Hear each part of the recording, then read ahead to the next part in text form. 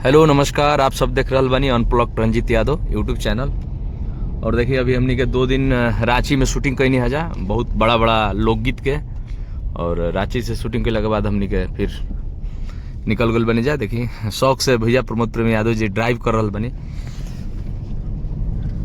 और आप सबके हम बता दियल चाहतनी कि आप सब के बीच में आज एगो बड़ा ही प्यारा गाना ग्लोबल म्यूजिक जंक्शन से रिलीज भइल बा अपना भैया प्रमोद प्रेमी यादव जी के आवाज में। कितना कमालू तू सट्टा से ना सुन भैया, बड़ा ही बढ़िया गाना बा। वो गाना के गाना रील्स पर भी आ गइल बा, तो आप सब रील्स बनाइए।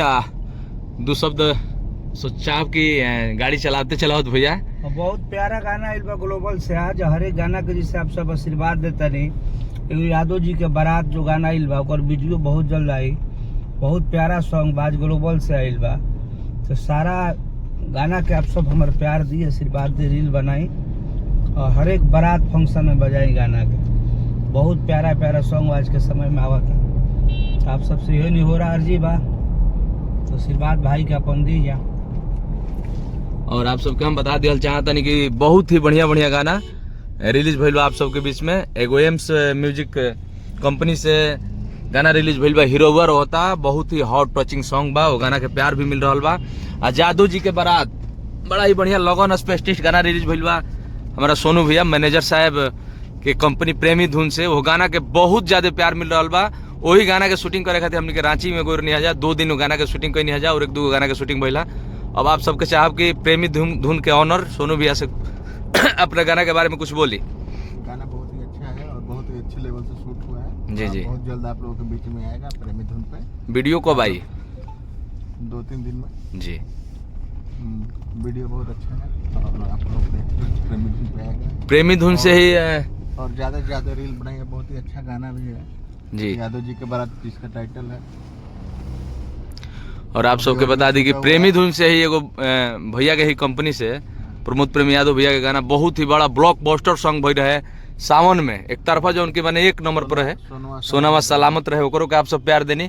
तो हम आप सब से आग्रह करतनी, जे भी हमरा भैया प्रमोद प्रेमी यादव जी से प्यार करे वाला जे भी श्रोता बा, आप सबसे आग्रह करतनी कि सोनवा सलामत रहे वाला प्यार फेर दे दीजिए। आज यादव जी के बारात जौन अभी मतलब ऑडियो ही ओकरा कहल जा सकेला, काहे कि एंजॉय करके छूटल बा प्रेमी धुन पर। आ गाना रील्स भी बहुत ज्यादा बन रहल बा, तो ओकरो के इतना ना आप सब प्यार दीजिए कि फिर एगो ऐतिहासिक गाना हो जाओ ना भैया। बिल्कुल बिल्कुल हाँ, तब तनी और एनर्जी में है प्रेमी धुन के मालिक।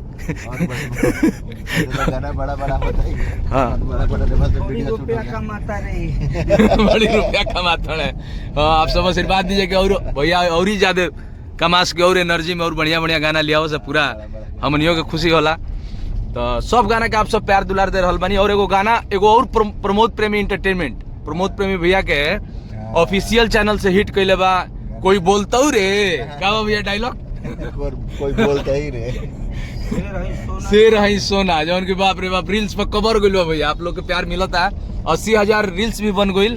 तो आप सबसे आग्रह बा, विनती बा कि जे भी हमारे भाई दोस्त मित्र और प्रमोद प्रेमी यादव भैया से प्यार करेला, जे भी श्रोता हमके हमरा ब्लॉग रंजीत यादव अनप्लग्ड रंजीत यादव पर देख और सुन रहल बा, आप सबसे रिक्वेस्ट बा कि आप सब ऐसे ही सब गाना के प्यार दुलार देते रह जा और रील्स खूब बनाई जा ना सोनू भैया। बिल्कुल बिल्कुल, एक से बढ़ के एक गाना और आने वाला है। हाँ, अभी कंपनियों से।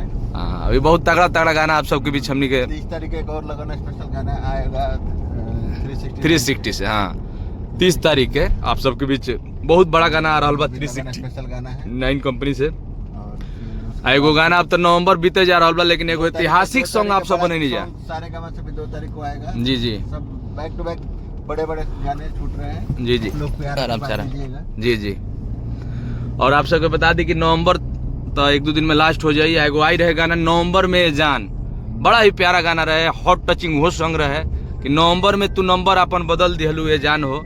वो गाना के भी आप सब खूब प्यार देनी, 2 लाख रील्स बना देनी, ओकरा खातिर दिल से धन्यवाद। आप परी लागे लू के बारे में बखान का कल जाओ, तो ऐतिहासिक गाना ब्लॉकबस्टर गाना हो गई। तो ऐसे ही आप सब प्यार दुलार देते रह जा और हमरा चैनल के भी आप सब प्यार जरूर दे दीजिए ना सुनो भैया। अनप्लग्ड चैनल के थोड़ा सा प्यार दे दीजिए। देखेंगे तो यूट्यूब को सब्सक्राइब कीजिए और पेज को फॉलो कीजिए। Love you. देखेंगे तो पेज को फॉलो कीजिए। Thank you. ऐसे अपडेट मिलता रहेगा प्रमोद प्रेमी जी के जितने भी नए सॉन्ग और सबसे पहला अपडेट मिलेगा अनप्लग्ड रंजीत यादव पे। तो प्रमोद प्रेमी यादव भैया के बारे में कोई भी नया अपडेट या सॉन्ग हो, मूवी हो या शूटिंग का हो या कोई भी, अगर आप लोगों को पहला अपडेट पाना है तो हमारे चैनल अनप्लग्ड रंजीत यादव को सब्सक्राइब कर लीजिए भैया।